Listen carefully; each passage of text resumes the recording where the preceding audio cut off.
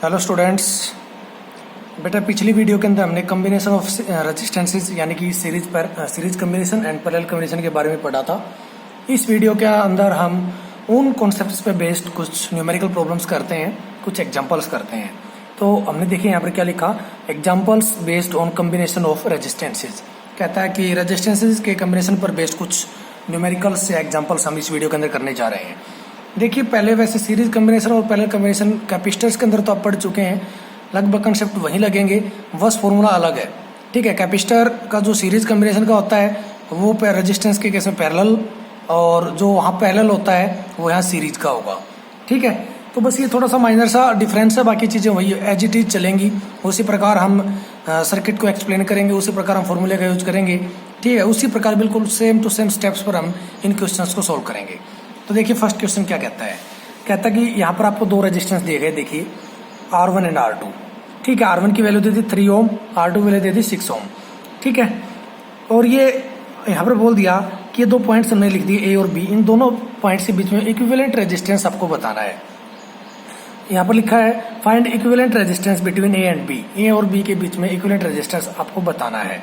ठीक है, तो यहाँ पे अपने को क्या निकालना है, R इक्विवेलेंट रेजिस्टेंस क्या होगा। तो आप देखिए ये मान लिया आपका फर्स्ट रेजिस्टेंस, ये सेकंड, इसका फर्स्ट एंड इधर, इसका फर्स्ट एंड इधर, इसी प्रकार इसका सेकंड एंड इधर और इसका सेकंड एंड इधर। ठीक है, तो जब किसी रेजिस्टेंस का फर्स्ट एंड के साथ फर्स्ट एंड, सेकंड के साथ सेकंड एंड जुड़ा हो तो वो किस में कहलाते हैं, पैरेलल में। तो यहाँ से आपको दिख रहा है दोनों रेजिस्टेंस किस में है, पैरेलल के अंदर। तो पैरेलल के अंदर आपको देखिए दो तरीके से आप इसको सोल्व कर सकते हैं अगर आपको दो रेजिस्टेंस दिए गए हैं। एक तरीका तो ये होता है, इसका तो फॉर्मूला है equivalent resistance in case of parallel combination is given by 1 upon में R equivalence is equal to में 1 अपॉन में R1 प्लस 1 अपॉन R2। ठीक है, एक फॉर्मूला तो ये है, इस फॉर्मूले को आप लगाओ और इसको सोल्व कर लो। अदरवाइज आप डायरेक्ट फॉर्मूला भी लगा सकते हो, ये थोड़ा सा टाइम कंज्यूमिंग हो जाता है। टाइम बचाने के लिए हम क्या करते हैं, इसको सोल्व कर लेते हैं। क्या आ गया, R1 R2, ऊपर क्या आया R1 प्लस में R2। ये क्या बेटा, reciprocal of equivalent resistance. Equivalent resistance निकालेंगे तो इसको उल्टा कर देंगे, तो R इक्विवेलेंस क्या आ जाएगा इधर से, R1 R2 अपॉन में R1 प्लस में R2। तो डायरेक्ट इस फॉर्मूले की हेल्प से भी आप न्यूमेरिकल को सोल्व कर सकते हो। तो देखिए इसको जब सोल्व करेंगे तो R इक्विवेलेंस किसके इक्वल आ जाएगा, R1 R2 अपॉन में R1 प्लस में R2। R1 की वैल्यू क्या है 3, R2 की वैल्यू क्या है 6, और R1 प्लस R2 की अब क्या कर देंगे, ऐड कर देंगे 3 प्लस 6, 3 6 जा 18 और 3 प्लस 6 क्या आ गया 9, क्या क्या बेटा 2 ओम। ठीक है, कितना ओम आया 2 ओम। अगर आपको कुछ दूसरी तरह का केस दे दिया जाए, जैसे कि मान लीजिए हमारे पास 2 की जगह 3 रेजिस्टेंस दे दिए गए, एक रेजिस्टेंस ये, दूसरा ये, तीसरा ये। ठीक है बेटा, तो और हमने कह दिया कि यहाँ पर ए और बी पॉइंट है, इन दोनों के बीच में इक्विवेलेंट रेजिस्टेंस निकालिए। इसकी वैल्यू मान लीजिए 3 ओम, इसकी 6 ओम और इसकी वैल्यू मान लीजिए 2 ओम। तो इसको कैसे सोल्व करेंगे, इसको तो या तो हमें इसी फॉर्मूले से सोल्व करना पड़ेगा, हाँ, या तो इससे सोल्व कीजिए, या इसका भी हम यूज कर सकते हैं। इस फॉर्मूले का अगर यूज करेंगे तो हम क्या करेंगे, पहले जो दो रेजिस्टेंसेज हैं उनको इस फॉर्मूले से सोल्व कर लेंगे, फिर ये दोनों मिलकर के एक रेजिस्टेंस की बात ही काम करेंगे। तो ये वाला रेजिस्टेंस एक हो जाएगा और ये दोनों भी किस में आ जाएंगे, सीरीज में, सॉरी पैरेलल में। ठीक है, देख लीजिए, कर लीजिए R इक्विवेलेंस, या ये कह लीजिए R12 कह देता हूँ मैं इसको। ठीक है, ये आपका R1, ये R2 मान लिया, और ये क्या है आपका R3, इन सब की वैल्यू यहाँ पर गिवन है। तो R12 नया रेजिस्टेंस क्या बनेगा, तो R12 ये किसके इक्वल होगा, देखिए 3 इंटू 6 अपॉन में 3 प्लस 6, कितना होगा पर 18 अपॉन 9, कितना है बेटा 2 ओम। ठीक है, अब देखो नया कॉम्बिनेशन कैसा बन गया, ये क्या गया आपका R12 और दूसरा रेजिस्टेंस नीचे क्या बचा R3। ठीक है, अब यही कॉम्बिनेशन बचेगा इधर, ये पॉइंट है, ये बी पॉइंट है। R12 की वैल्यू कितनी आई है 2 ओम, और R3 की वैल्यू भी कितनी आई है 2 ओम। ठीक है, अब ये दोनों किस में है, पैरेलल में, तो इसका भी R इक्विवेलेंस इसी तरह से लगा देंगे, R1 R2 अपॉन में R1 प्लस R2। तो R1 R2 यानी कि R1 की जगह कौन है यहाँ पर, R12। ठीक है, तो इसकी वैल्यू क्या आ जाएगी 2 इंटू 2 अपॉन में 2 प्लस 2, कितना आ गया बेटा, ऊपर भी 4 नीचे भी 4, रिजल्ट क्या है 1 ओम। ठीक है, तो देखिए कुल मिला के एक बात तो दो चीजें यहाँ से पता चली एक चीज तो ये कि इस फॉर्मूले से या इस फॉर्मूले से कौन से फॉर्मूले का आप यूज करके 2 3 4 5 रेजिस्टेंस दिए गए हैं आप इजीली सोल्व कर सकते हैं। दूसरी बात, जब हमने पैरेलल कॉम्बिनेशन करवाया था तो ये बताया था कि जब रेजिस्टेंस को हम पैरेलल में जोड़ेंगे तो रेजिस्टेंस डिक्रीज होगा, ठीक है, और जो नेट रेजिस्टेंस या इक्विवेलेंट रेजिस्टेंस आएगा वो उसके मिनिमम से मिनिमम रेजिस्टेंस जो होगा उससे भी कम होगा। अभी इस कॉम्बिनेशन के अंदर मिनिमम रेजिस्टेंस कितना है 2 ओम और इक्विवेलेंट रेजिस्टेंस क्या है 1 ओम, तो ये वाला मिनिमम था, इससे भी कम रेजिस्टेंस आया है जब हमने रेजिस्टेंस को पैरेलल में कनेक्ट किया है। ठीक है, आप कुछ और एग्जांपल करते हैं। बेटा देखिए यहाँ पर एक सर्किट डायग्राम को आपको दिया गया है, ठीक है, ये ए पॉइंट ये बी पॉइंट, इन दोनों पॉइंट्स के बीच में आपको इक्विवेलेंट रेजिस्टेंस निकालना है। Find equivalent resistance between A and B, A और बी के बीच में इक्विवेलेंट रेजिस्टेंस निकालिए। अब देखा जाए तो इतना कॉम्प्लिकेटेड सा सर्किट आपको नजर आ रहा होगा, लेकिन बड़ा इजी सर्किट है, ठीक है। सर्किट समझने के लिए देखिए बेटा यहाँ से, अब हम क्या करेंगे, डायरेक्ट ए और बी को नहीं लेंगे, हम उस पॉइंट को कंसिडर करेंगे जहां पर 2 रेजिस्टेंस, ये सॉरी ये बी पॉइंट नहीं बेटा, ये हमने बी पॉइंट कंसिडर किया यहाँ पर, ठीक है। अब ए और बी पॉइंट को एक बार इग्नोर करेंगे, हम सबसे पहले उस पॉइंट से शुरू करेंगे जहां पर कोई 2 रेजिस्टेंसेस कनेक्टेड हो, ठीक है।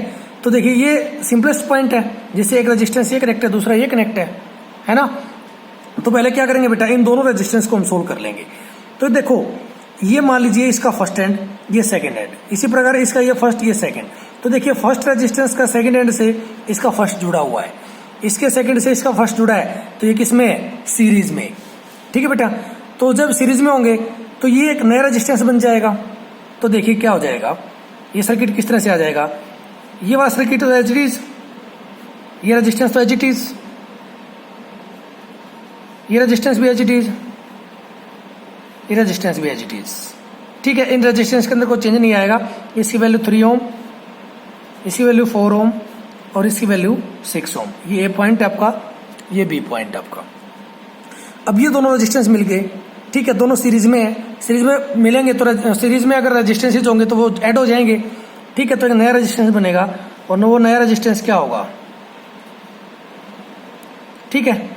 अब देखो ये कितना है 2 ओम, ये 4 ओम, तो 2 और 4 जब सीरीज में जोड़ेंगे तो डायरेक्ट जब सीरीज में जोड़ते हैं तो आर इक्विवेलेंट क्या आ जाएगा, आर एस कह देता हूं इसको, क्या आ जाएगा R1 प्लस में R2, R1 की वैल्यू 2 ओम, R2 की वैल्यू 4 ओम, क्या हो गया 6 ओम। तो जो नया रेजिस्टेंस आया उसकी वैल्यू कितनी बन गई 6 ओम, ठीक है। हमने इनको सोल्व कर लिया, अब इनको सोल्व कर लेंगे बेटा। अब देखो यहां से ये दोनों रेजिस्टेंस किसमें आ गए, एक दूसरे के साथ पैरेलल में, ठीक है। जब इनको पैरेलल में आएंगे तो जब इनको जोड़ेंगे तो ये क्या बन जाएगा, इधर से देखिएगा,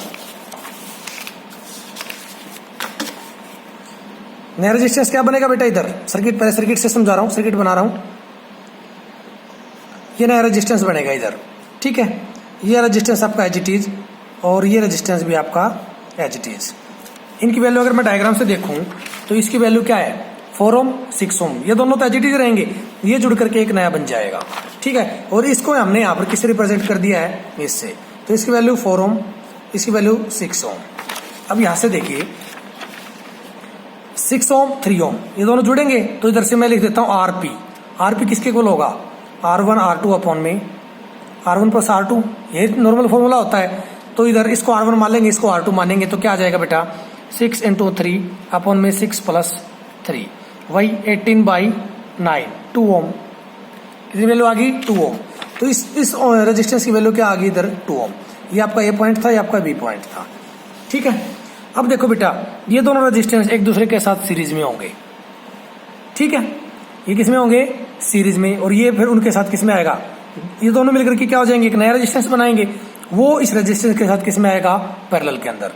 तो देखिए कुछ डायग्राम आपका ऐसा बन जाएगा, ये आपका ए पॉइंट, ये आपका बी पॉइंट, ठीक है। ये थोड़ा सा देख लेना, सिंबल ऐसे ही बन रहे हैं, कोई दिक्कत नहीं है। ये 6 ओम है ही, ये दोनों किसमें है सीरीज में, तो ये भी क्या वैल्यू आ जाएगी बेटा 6 ओम, ठीक है। जब क्योंकि आर एस किसके होगा इक्वल होगा R1 प्लस R2, तो ये 2 + 4 करेंगे तो क्या आ जाएगा 6 ओम। इसी प्रकार इसको कहेंगे आरपी डैश, पहले आरपी कह सकते हैं हम, इधर क्या निकाल देंगे आरपी डैश। तो ये क्या है बेटा दोनों पैरेलल में है, तो इधर भी वही फॉर्मूला R1 R2 अपन में R1 प्लस R2, तो उस फॉर्मूला लगाएंगे क्या आ जाएगा 6 × 6 अपन में 6 + 6 क्या आ जाएगा 36 अपन में 12, काटोगे तो क्या आ जाएगा 3 ओम। तो ए और बी के बीच में जो नेट रेजिस्टेंस इक्विवेलेंट रेजिस्टेंस आएगा वो कितना आएगा 3 ओम के इक्वल, ठीक है। इस प्रकार से अगर आपको कोई भी कॉम्बिनेशन गिवन होगा तो आप उस क्वेश्चन को आसानी से सॉल्व कर लेंगे। चलिए एक क्वेश्चन और देखते हैं। ऐसे क्वेश्चन हम कैपेसिटर के अंदर भी करते थे। ऐसा क्वेश्चन यहाँ पर आपको कोई दो पॉइंट दिए गए, पॉइंट ए और पॉइंट बी, इनके बीच में आपको इक्विवेलेंट रेजिस्टेंस बताना है। हमने लिखा है यहाँ पर what will be equivalent resistance between points A and B. Point A और बी के बीच में इक्विवेलेंट रेजिस्टेंस क्या होगा वो आपको बताना है।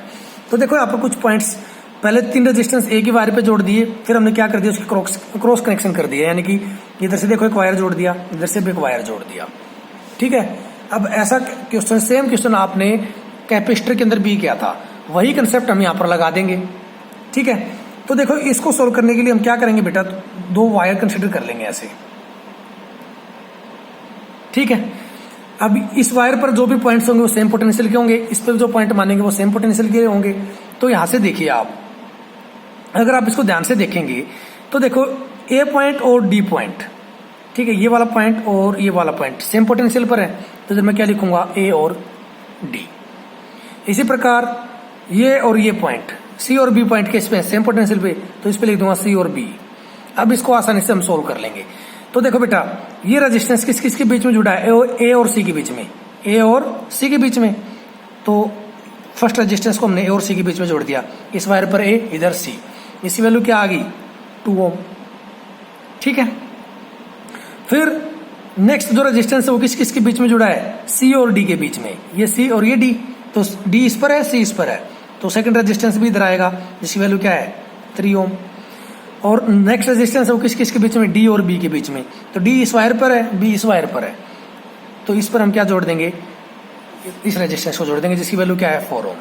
ठीक है, अब ये आपको यहां से दिख रहा होगा, क्लियरली नजर आ गया होगा कि यहाँ पर जो इक्विवेलेंट रेजिस्टेंस है वो सीरीज कॉम्बिनेशन में है, पैरेलल में, यानी कि जो ये सर्किट है इसके अंदर रेजिस्टेंस किस में जुड़े हैं, सीरीज में या पैरेलल में। तो ऑब्वियस सी बात है पैरेलल में जुड़े हैं बेटा, तो पैरेलल का यहाँ पर फॉर्मूला हम लगा देंगे और सोल्व कर लेंगे। ठीक है, इसकी वैल्यू R1, ये R2 और ये R3 मान लिया हमने।